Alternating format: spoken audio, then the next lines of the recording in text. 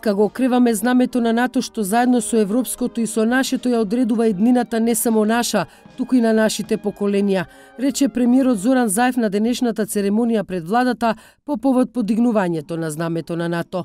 Тој во полчасовното обраќање меѓу другото порача дека Македонија во наредните денови ја почнува следната комплексна етапа во изградбата на државата, но побари, како што рече тој, мораториум на политичките кавги. Никој веќе нема да не блокира од надвор.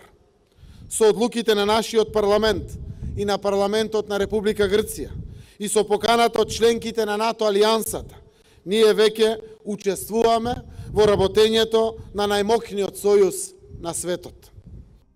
Без оглед што станува збор за настан од историско значење, сепак газиме цврсто, рече Заев, и порача дека нема место за еуфорија, затоа што според него сега е наред да се средат односите во нашиот дом за да функционираме како систем и како општество.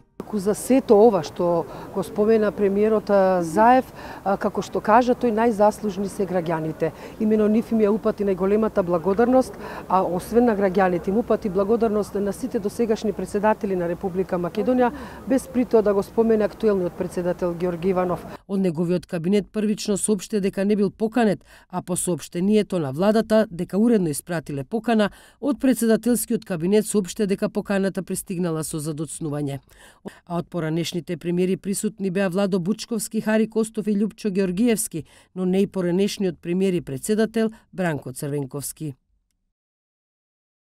Поранешниот председател Црвенковски не беше пред владата во согласно со одамна за замениот негов став да не се појавува на јавни настани. Меѓу присутните не беше ни лидерот на Дујали Ахмети. Од партијата соопштија дека тој поканата ја примил вчера попладне и немал доволно време да ги одложи закажаните средби.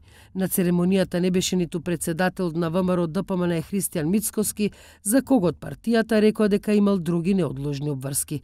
По ратификацијата на протоколот за членство во 29 земји членки на НАТО, Македонија и официјално ќе стане полноправна 30-та членка со право на глас на најголемата војна алијанса во светот.